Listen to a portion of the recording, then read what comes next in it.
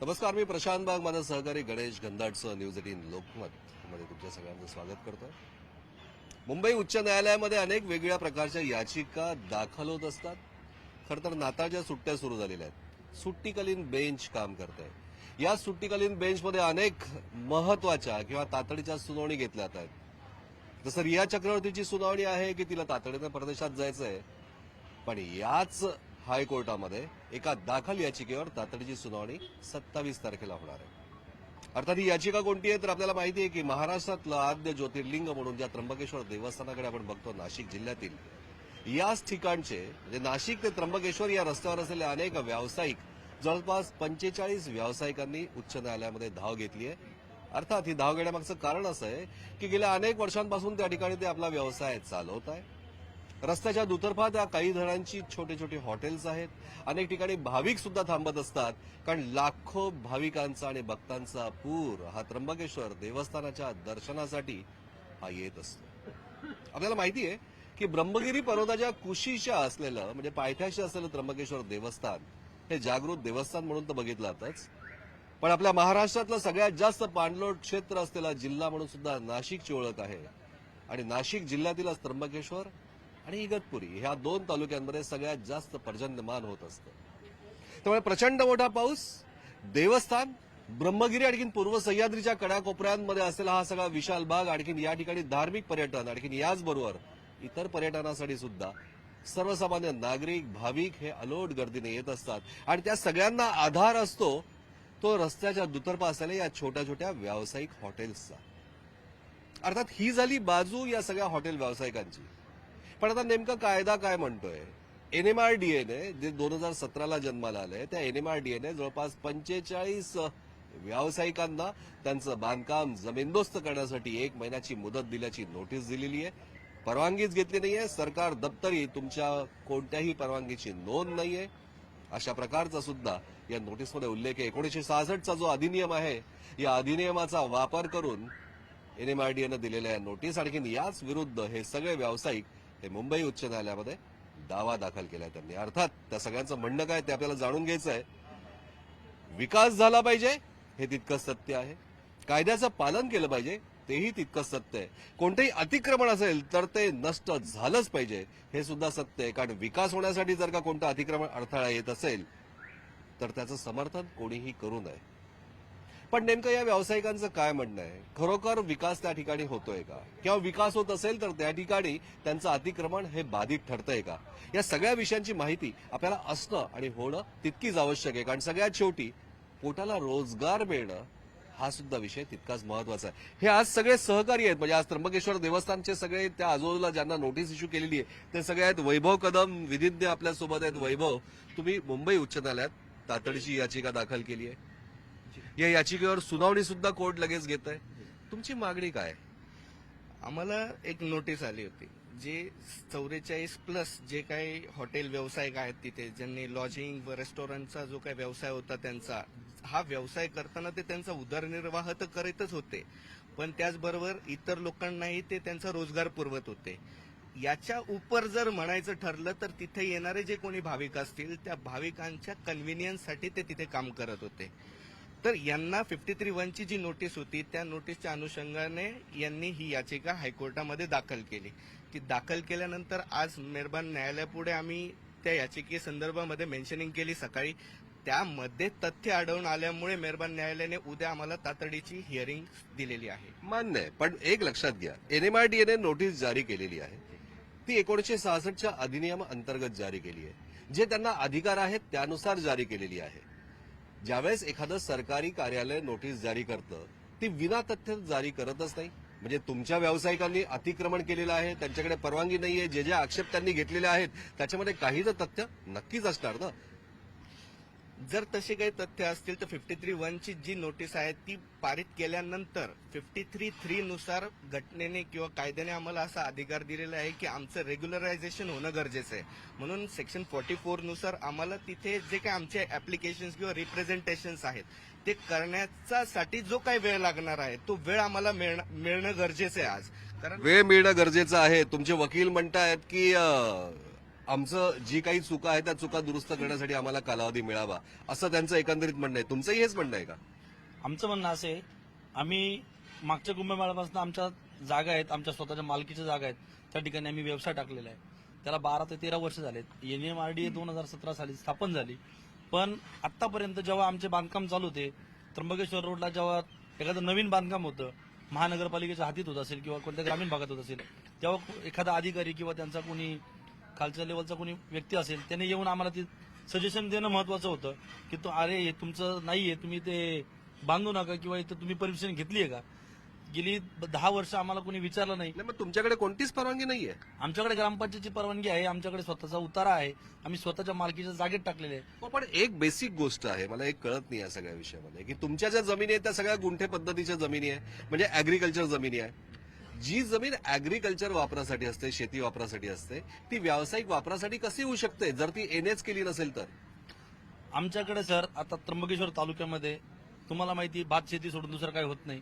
एक छोटासा पोटाची खळगी भरण्यासाठी जे लोक व्यवसाय करतात, एक छोटासा हॉटेल व्यवसाय केला असेल, कोणी चहाची टपरी टाकली असेल, असे छोटे छोटे व्यवसाय जे भाविक लोक येतात. आता मोठा कुंभमेळा भरतो त्र्यंबकेश्वरला, श्रावणामध्ये पूर्ण गर्दी असते. आता नाताळामध्ये त्र्यंबकेश्वरला राहण्यासाठी लोकांना जागा नव्हती, लोक अक्षरशः रस्त्यामध्ये झोपले. अशा लोकांसाठी आम्ही काहीतरी करतोय, आमचं पोट पण चालतं आणि आम्ही भाविकांसाठी पण काही करू शकतो. अशा हिशोबाने आम्ही ते हॉटेल्स किंवा काहीतरी उदरनिर्वाहासाठी काही गोष्टी बांधल्यात. खरं तर धनश्री हॉटेलचे हे मालक, त्यांचं बोलणं ज्यावेळेस लक्षात येतं त्यावेळेस लक्षात येतं की ते खरोखर सोशल कॉजने काहीतरी करतायत. पण भात शेतीवरच आधारित फक्त हा तालुका आहे का? त्र्यंबकेश्वर देवस्थान जे आहे त्याच्यावर आधारित पूर्ण या त्र्यंबकेश्वरची अर्थव्यवस्था पूर्ण बदललेली आहे. आणि नाशिकपासून त्र्यंबकेश्वरला जाणारा हा जो रस्ता आहे, हा रस्ता पूर्ण भाविकांनी भरलेला असतो. नारायण नागबळी असो, कालसर्प असो, अशा अनेक वेगळ्या प्रकारच्या धार्मिक विधीसाठी आपल्या देशाच्या कानाकोपऱ्यातनं या ठिकाणी देवस्थानला अनेक भाविक येत असतात, भक्त येत असतात. अर्थातच धर्मस्थळ म्हटल्यानंतर आर्थिक चलन हे सगळ्यात मोठं. अवघ्या 500 उंबऱ्यांचं खरं तर हे गाव होतं त्र्यंबकेश्वर देवस्थान, पण याच 500 उंबऱ्यांच्या गावाची अर्थव्यवस्था ही दररोज करोडोंची उलाढाल करणारी आहे. अर्थात पोटासाठी 2 पैसे कमवणं, आणखी पैसे कमवत असताना कायद्याचं पालन करणं हे दोघं स्वतंत्र विषय आहे. नेमकं चुकतंय कुठे? सर, जेव्हा 2014 मध्ये सिंहस्थाच्या वेळेस जो रस्ता वाढला त्यावेळेस ऑलरेडी आमचा 12 मीटर रस्ता त्यांनी आमच्याकडून त्यावेळेसच घेतलेला आहे. त्यानंतर आम्ही जे करतोय ते आम्हाला तरी असं वाटतं की ती समाजसेवा आहे एक प्रकारे, आणि आमचा व्यवसायही चालतो. कारण जे लोक आहेत येणारे भाविक, ते अक्षरशः 4 दिवसापासून 10 वाजेनंतर जे लोक त्र्यंबक रोडला आले ते अक्षरशः रस्त्यावर झोपले. काही लोकांना जागा मिळाली नाही, त्याची बातमी पण पेपर आउट झाली मागे. ते मान्य आहे, बातमी पेपर आउट झाली, माहिती समोर येते. पण ज्यावेळेस तुम्ही एक व्यवसाय करतात, म्हणजे आता ठीक आहे 2017ला NMRDA जन्माला आलं, तुमच्याकडे त्याच्या आधीच्या परवानग्या आहेत ग्रामपंचायतीच्या, हेही मान्य आहे. पण जी जागा आहे ती अॅग्रिकल्चर जागा आहे. अॅग्रिकल्चर जागेमध्ये आपण व्यवसाय करू शकत नाही, ती नॉन अॅग्रिकल्चर करावी लागते. मग तुम्ही NA तरी का नाही केली? सर, आता आमची जागा एकदम छोटीशी आहे, 10 गुंठ्याचा प्लॉट आहे आमचा, जेणेकरून आम्ही छोटेसे हॉटेल्स बांधले. ती परवानगी घेण्याची आता पण आम्ही पर्याय करणार आहे पूर्ण, आणि न्याय देवतेवर आमचा पूर्ण विश्वास आहे, आम्हाला न्याय मिळेल. वकील साहेबांनी सांगितलेलंच आहे, तुम्ही सहकार्य करा, न्याय मिळेल. न्याय मिळेल मान्य आहे, पण तुमची मागणी काय? म्हणजे तुम्हाला परवानगी घेण्यासाठी कालावधी मिळावा का तुमचा आहे तसाच व्यवसाय चालू ठेवावा? नाही, आम्हाला कालावधी हवी आहे, आम्ही पूर्ण पेपर क्लिअर करणार. सकारात्मक गोष्ट ही आपल्याला नक्कीच म्हणता येईल की व्यावसायिक जे म्हणतायत की हो मान्य आहे, आमचं चुकलं असेल, पण चुकलं असेल आणि चुकलंच आहे या दोन्ही गोष्टींमध्ये अर्थात फरक आहे. कायद्याची भाषा ही कायद्याच्या आधारावर होऊ शकते. पण एक गोष्ट कळत नाही मित्रा, म्हणजे की आता तुम्ही त्र्यंबकेश्वरच्या माध्यमातून इतका व्यवसाय तुम्ही डेव्हलप करतायत, भाविकांची सेवा करतायत, त्याच ठिकाणी 1-1 एकर जागेच्या किमती सुद्धा करोडोंच्या घरात आहे. मग अशा सगळ्या परिस्थितीमध्ये वेगवेगळ्या प्रकारचे कर चुकवतोय आपण, याची जाणीव तुम्हाला कधी झाली नाही का? सर, आता आम्ही तहसीलदार साहेब यांच्याकडे दंड भरतोच आहे. आम्ही अनधिकृत आहोत याचा आम्ही दर वर्षाला 12,000 15,000 रुपये दंड भरतोच आहे. ती जागा आम्हाला येणे करायची, तुम्ही म्हणता की तुम्ही लिगल करून घ्या, पण सर जी 5 गुंठे जागा आहे त्या 5 गुंठे जागेला येण्याची परमिशन नाही भेटत, ती जागा येणे होतच नाही. आणि दुसरी गोष्ट अशी आहे, आमची मालकीची जागा आहे, आमची 1 एकर जागा आहे, पण ती जागा आमच्या रोडला फ्रंट भरपूर आहे, त्याला जी पाहिजे डीप मध्ये जायला ती जागा तेवढी नाही. आणि बिल्डिंग जी लाईन आहे ती 50 मीटरची आहे, आमच्या जागा त्याच्यात बसत नाही, शासन आम्हाला परमिशन देत नाही. आम्ही काय करायला पाहिजे तुम्हीच सांगा आम्हाला. काय करायला पाहिजे तुम्हीच सांगा. मोजक्या मुद्द्याला स्पर्श करताय. खरं तर चौपदरी रस्ता झालेला आहे. आणखीन रस्त्याचं डेव्हलपमेंट या ठिकाणी सातत्याने होत असते, कारण लाखो भाविक या ठिकाणी येत असतात. पण शेवटी कोणी काय करायला पाहिजे किंवा कोण काय करतंय यापेक्षा सरकार मायबाप असतं, पण त्या सरकार मायबापकडनं दिलासा मिळावा हीच अपेक्षा प्रत्येकाला असते. अर्थात ज्या ठिकाणी अशा प्रकारची नोटीस जारी होते तर त्याच ठिकाणी उच्च न्यायालयाचं दार ठोठावलं जातं. वैभव, काय युक्तिवाद तुमचा असणार आहे, आणखीन काय अपेक्षा आहे तुम्हाला? माझ्या अपेक्षा याच आहेत की 53(1) जी काही नोटीस त्यांनी इश्यू केलेली आहे त्या नोटीसच्या संदर्भाने कोर्टामध्ये त्याच्यावरती प्रॉपर पद्धतीने युक्तिवाद झाला पाहिजे आणि कोर्टाकडून आम्हाला अपेक्षा आहेत की आम्हाला त्याच्यामध्ये यश मिळेल. यश मिळेल म्हणजे काय, तर यांना एक कालावधी मिळावा. म्हणजे जे कोणतं बांधकाम त्यांनी चुकीचं केलं असेल किंवा केलं आहे किंवा एनएमआरडीएने जे आक्षेप घेतले, एनएमआरडीएनं घेतलेल्या आक्षेपावर या सगळ्या कोणाचं दुमत नक्कीच दिसून येत नाहीये. पण एनएमआरडीएने दिलेली जी मुदत आहे ती मुदत वाढवून मिळावी अशा प्रकारची यांची मागणी होत आहे. अर्थात या सगळ्या गोष्टीची सुनावणी होत असताना अनेक वेगळ्या गोष्टींचं स्खलन नक्की होऊ शकतं. कारण अर्थातच कोणत्याही अॅग्रिकल्चर म्हणजे की कृषी जागेवर व्यावसायिक काम करायचं असेल तर ती नॉन कृषी म्हणजे की एनए करावी लागते, नॉन अॅग्रिकल्चर लँड करावी लागते. पण तशा प्रकारचं तर काही झालं नाहीये. बांधकाम सुद्धा बरंच झालंय. एनए करत असताना 33% जमिनीवरच फक्त बांधकाम करता येतं. अनेक वेगळ्या प्रकारचे कायद्याचे बंधनं या सगळ्या ठिकाणी आहे. कायद्याच्या कसोटीवर काय होणार आहे हे आज जरी आपल्याला स्पष्ट नसतं, कारण तो आपला अधिकारही नाहीये. पण उच्च न्यायालय कोणकोणत्या मुद्द्यांना विचारात घेऊ शकतं तेही महत्वाचं आहे.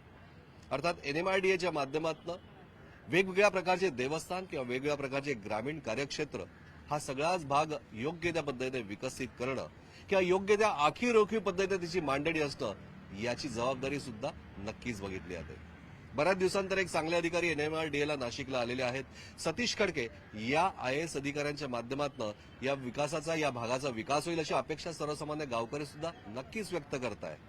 आणि याचमुळे उच्च न्यायालयामध्ये एनएमआरडीए आता कोणती बाजू घेते, कारण या दुकानदारांची बाजू तर स्पष्ट आहे की आम्हाला कालावधी मिळावा, पण कायदा काय म्हणतोय हे सगळ्यात महत्वाचं आहे. कायद्याचा कीस होत असतो, पण याचबरोबर रोजगार प्रत्येकाला मिळत असतो, भाविकांची सोय होत असते. आणि याच ठिकाणी पर्यायी दुसरी कोणती व्यवस्था त्र्यंबकेश्वर देवस्थानाच्या माध्यमातून नाहीये, कारण जी व्यवस्था आहे ती अपुरी आहे. कारण या ठिकाणी लाखोच्या संख्येनं भाविक भक्त येत असतात. आद्य ज्योतिर्लिंग असल्यामुळे त्र्यंबकेश्वराच्या महादेवाच्या पिंडीचं दर्शन घेण्यासाठी येत असतात. त्यामुळे व्यवस्था या अनेक मोठमोठ्या पणावर लागणारच आहे, आणखी त्या लागतच असतात. मग त्या सगळ्या व्यवस्थेत या सगळ्यांचा हातभार लागतोय का? त्यांनी केलेला दावा हा कितपत तथ्य करणार आहे? या सगळ्या गोष्टी विचारात घेतल्या जातील का? अनेक गोष्टींची उत्तरं आज तरी अनुत्तरित आहेत. अर्थातच ते कार्यक्षेत्र आपलं सुद्धा नाही, पण एवढं मात्र निश्चित की कोणताही विकास होत असताना अतिक्रमण असेल तर ते हटवलं गेलं पाहिजे, जर ते चुकीचं आहे. आणि कोणत्याही कॉर्पोरेशनला म्हणजे नगरपालिकेला जर का नुसता दंड भरला याचा अर्थ ते बांधकाम नियमित झालं असाही नक्कीच होत नाही.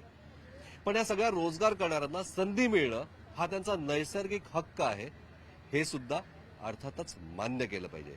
2017ला एनएमआरडीए जन्माला आलं, पण त्याच्या आधीच्या सुद्धा यांच्याकडे ग्रामपंचायतीनं दिलेल्या परवानगी आहेत, हा मुद्दा सुद्धा तितकाच महत्वाचा. अर्थातच या सुनावणीमध्ये अनेक वेगळ्या प्रकारच्या गोष्टी स्पष्ट होतील. आणखीन या सगळ्यांना दिलासा मिळतो का? अर्थातच मिळूही शकतो. आणि या सुनावणी अखेर एनएमआरडीए ला या उच्च न्यायालय नेमक्या कोणत्या सूचना देतं का, किंवा या सगळ्या गोष्टीचं पुनर्विलोकन होतं का, किंवा 1966च्या अधिनियमाचा वापर करून 2017ला जन्माला आलेला एनएमआरडीए जर का एखाद्या गोष्टी सांगत असेल तर त्या गॅझेटमध्ये डिक्लेअर्ड होतात, पण याचं पब्लिक नोटिफिकेशन झालंय का? सर्वसामान्य लोकांना आपण कायद्याचं उल्लंघन करतोय हे माहीत असणारी सरकारी जाहिरात सुद्धा त्यांच्यापर्यंत पोहोचली आहे का? अनेक मुद्दे आज तरी अस्पष्ट आहेत. पण या सगळ्या गोष्टींचा खुलासा या सुनावणी दरम्यान होतील. आणि अर्थातच त्या सगळ्याच गोष्टी आम्ही आपल्यापर्यंत नक्कीच नियमित सुस्पष्ट पद्धतीनं पोहोचणार आहोत. माझा सहकारी गणेश गंधाटसह मी प्रशांत बाग काही काळासाठी, अर्थात या केसच्या सुनावणीच्या सगळ्या माहिती आपल्यापर्यंत पोहोचवण्यासाठी काही काळासाठी विश्रांती घेतोय. पण तुम्ही कुठेही जाऊ नका. तुम्ही बघत राहा या सर्व प्रकारच्या अपडेटसाठी न्यूज 18 लोकमत.